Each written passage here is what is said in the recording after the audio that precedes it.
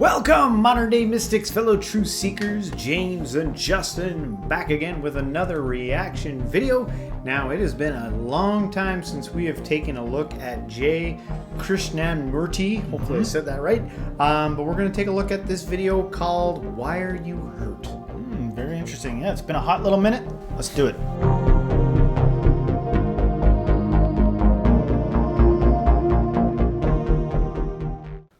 Why are you hurt?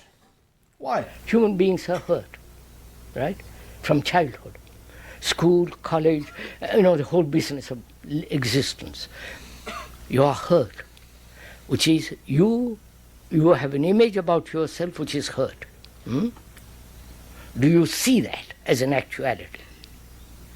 If you see that as an actuality, that you are, the very essence of you is hurt, then what will you do about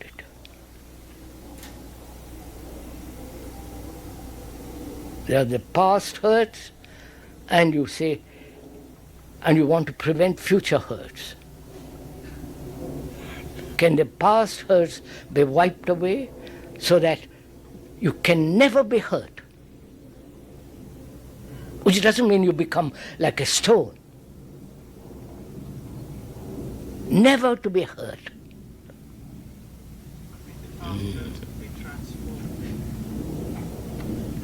See, you never ask these questions. Ask them. If you are secure, then you can be insecure without losing this security. What, sir? If you lose security, then you are hurt. So, why are you hurt? What is you who are hurt? What is the you? The image you have about yourself. No? I'm a Christian, I'm a Buddhist, I'm a Hindu, I'm proud, I'm vanity. You follow? All that's you. Or you think you are God, or superior spiritual something inside you which is above all this, which is again a process of thought. Right? So that the process of thought is hurt.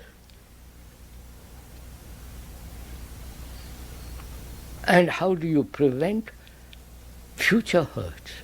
Not by resistance, not by withdrawal, not by becoming more and more hard.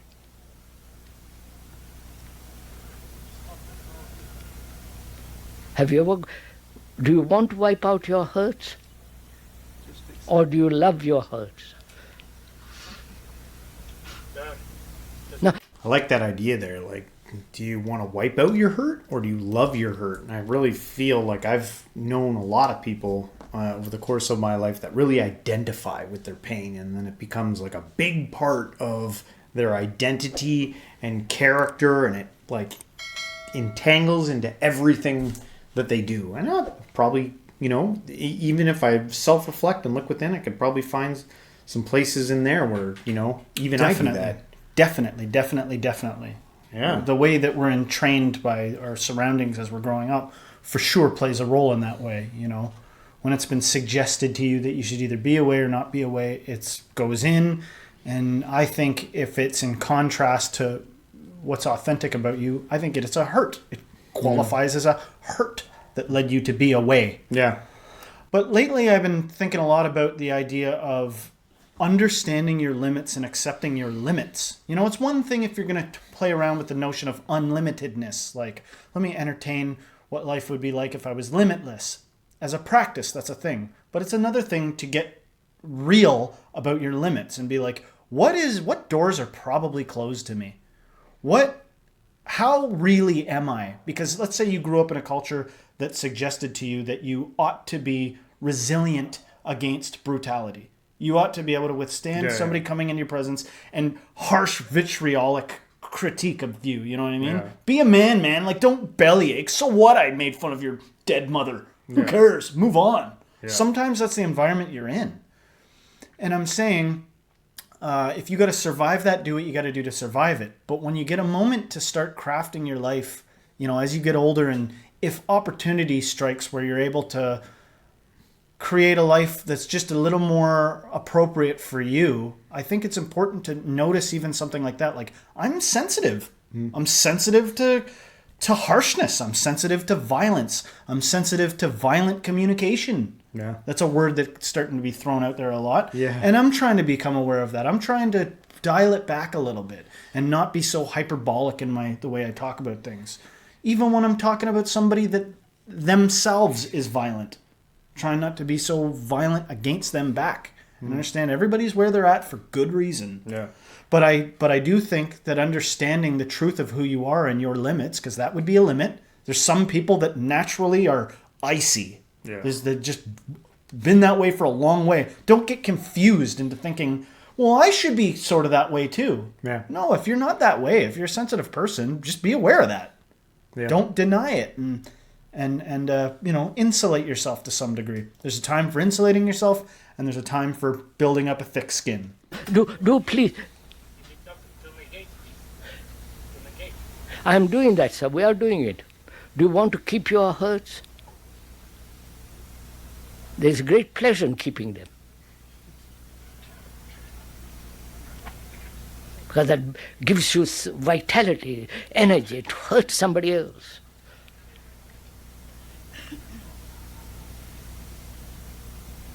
So if you want to be free of all hurts, what will you do? So that you are never, under any circumstances, in your relationship with the world or with your friend, never to be hurt. You know what it means? To have a mind that is incapable of being hurt. Hurt also, which is the other side, is flattery. Both are the same. So, is it possible to end this being hurt?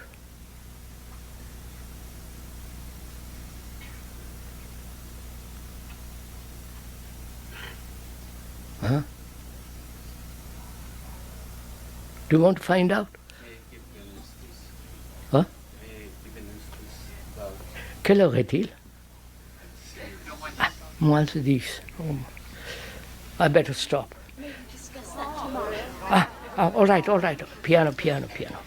Do you really want to go into this? All right, sir, I'll do it for you. But do it. You understand, not just live with words and ideas, but do it. Because then you are free from, then then you blossom in goodness, you flower in goodness then. What is hurt? I'm going to go into it. Don't go verbally, but actually look at yourself and go into yourself. You are hurt. Your parents hurt you when you are a child. Your friends when you are a child or a boy hurt you psychologically. Then in the school they hurt you by saying you must be as clever as your brother or your uncle or your headmaster or whatever. You must. And then college, you pass exams, and if you fail, you're hurt. And if you don't get a job, you're hurt. Everything in the world is put together so that it hurts you. Our education, which is so rotten, hurts you. So, you are hurt. Do you actually realize that you are hurt? And see the results of being hurt. You don't want to hurt others. From that arises anger, resistance. You withdraw, become more and more inwardly separate. And the more you are inwardly separate, withdrawing, the more you are hurt. So you build a wall around yourself and pretend that you are very free, but always within the wall. These are all the symptoms. So you are hurt. And if you really deeply realize that you are hurt, not only at the conscious level, but deep down, then what will you do?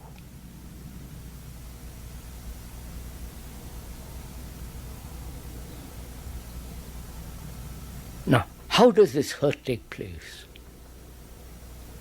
Because you have an image about yourself.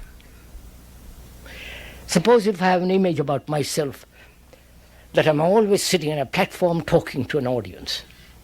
Thank God I don't. And if the audience disapproves or doesn't come, I'm hurt. Because I have an image about myself. So the fact is, as long as I have an image about myself, that image is going to be hurt. Right? That's clear, isn't it? Huh? Now, is it possible to live without a single image?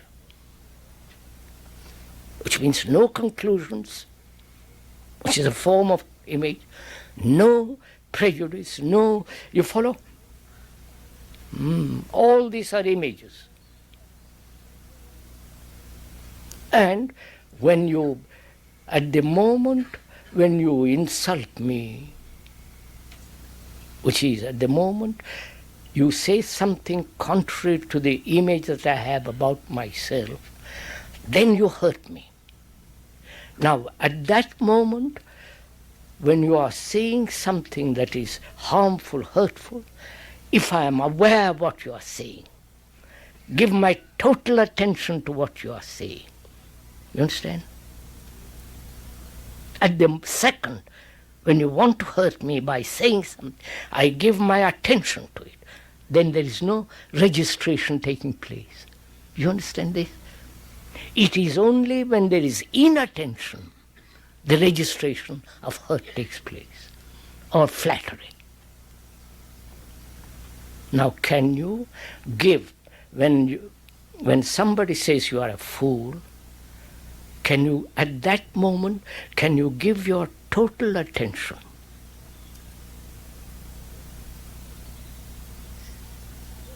If you do, then there is no hurt. The past hurts have gone in that attention, which is, attention is like a flame that burns out the past and present hurt. Very interesting. Well, I think it's one of the interesting things is how, in contrast to what the end lesson was compared to what I said. Like, I still think that what I said, there was something in there. There was some value, but his ultimate solution to the problem was way different than what I was talking about. I was like, insulate yourself and hide. I don't even know That's if not I really got. what I don't was even saying. know if I got it right. To me, it felt like he was trying to say that, like, in the present moment, if you can turn all your attention onto like the thing that is happening rather than, taking the personal side of it. But like, if there is no personal, like, what is there? Well, there's a few things I noticed. One was how common that story is. Like, as soon as he was like, you were a little boy and you were compared to your siblings, and you were a little boy and I was like, holy crap. I can't believe how often that must happen. Yeah. And how significant that message must be to so many different people. That's one thing I noted. And then the gist of what I got out of the message there was essentially like, the thing that makes you hurt is inattentiveness, is like this half measure, half distracted perception of things. If you're only using like half your faculties to deal with someone coming at you and being like, thou fool, you're a fool, you're like, oh, you're hurt. And it's the same with flattery. You're swept away with flattery. But if your attention's fully there, it doesn't have the same impact. In fact, if your attention's fully there, you can even regard your past hurts, all that childhood stuff, and you're like, I'm here. Yeah. Presence is here. And in the light of that awareness, this is what I got from it. Yeah. In the light of that awareness, that hurt can dissolve. Yeah. Yeah. Now, the scary thing about it is you can imagine that there's people that are so traumatized that getting present with it, like bringing that into the present moment. All right, let's dredge up all this horror that I put behind me. Might be their undoing, so no reason not everybody does it. Yeah. But if you've mustered the cognitive, like if you've mustered the strength to get that present and face your demons, Yeah. It sounds like the thing that's going to change it in the end is I'm awareness. also thinking about kind of like multitasking, but like multi-absorbing, because what if you have like multiple things going on? Yeah. Like, say you got into a fight with your significant other that morning. You got that kind of like on the go, and then, you get to your job and, you get yelled at there, and then, you get to the grocery store and some guy shoves into you, and then it's like Yep. you're all over the place. So there's like Yes. this multiple thing going on. Heck yeah. And and the gist of it, one of the things that I'm remembering now is that if when you're a child, somebody says something mean to you and you don't really process it with full awareness, or then you're an adult and like you said, you get into an argument with someone you care about. This happens in the state, which is completely understandable for any typical person, that you're not, abiding in Buddha consciousness. The freaky thing about it is, yeah, you're hurt. You might not even be fully aware of how hurt you are, but it's transferring to other. You're hurting other people. Yeah. Now you're carrying that hurt, and you're hurting other people, and you're not necessarily fully aware of any of it. Yeah, that's one of the things that I also kind of realized lately is with all this consciousness expansion and consciousness development, raising your awareness. One of the crazy things is you might start to become aware of the pain and be like, my heart feels like it's breaking all the time. It's like, it was always doing that. You just weren't aware of it before. Yeah. You were pouring booze and whatever else. I don't want to give a hard time to booze. I'm not against booze. You were pouring pop on it. You were pouring any number of things on it. You were pouring too much sports, too much working out on it. Just put that fire out. Yeah. And then when you start to gain awareness and you take a good look at your state of being, you realize, oh, there's like a sea of hurt under there that's got to be gone through. Yeah. And I don't know if he was suggesting there, but like if you maybe to kind of like get ahead of this, it felt like he was saying to like do an examination on yourself, like when you which you kind of mentioned in the beginning, if you ever get some time, if you ever get any of that moment to like go over all the pain, which is easier said than done, because depending on how much trauma you've gone through and what you're going through, it could be hard. But maybe little by little, as you can kind of like face it head on, when you get into that extreme situation or that thing happen, that event happens, maybe you can get a little bit more present in that situation to kind of deal with it. On a totally other side note, did the way he was talking, maybe his English sound a little bit like Sadhguru to me? He was reminding me a little bit of Sadhguru. I was not thinking that. Or, but Sadhguru was probably a little bit more like him. Cause he was actually reminding Sadhguru. He was actually reminding me of a lady you and I both know. Oh yeah, it was just kind of like a wise old lady. All right. But which is a compliment to both of them. Yeah. But I had something to add to that, which was when you were telling your story about when you get a moment, and I'm sticking pretty much to this conclusion within the last year I came to, which was, I believe a huge gift you can give yourself, give others, if it's possible to give it, is time. Yeah. You go, what are you talking about? The whole point of this stuff, Justin, is to realize there is no time and you're always in the present. I'm like, no, time is like a construct. We have clocks and crap everywhere. We're set on a schedule.